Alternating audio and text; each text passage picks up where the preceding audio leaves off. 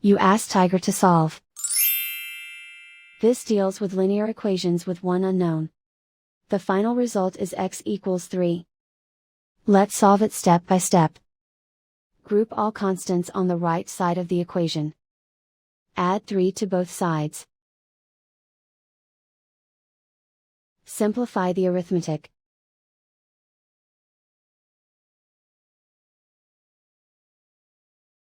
Isolate the x. Divide both sides by -6. Cancel out the negatives. Simplify the fraction.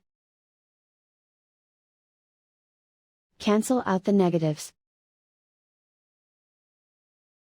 Find the greatest common factor of the numerator and denominator. Factor out and cancel the greatest common factor.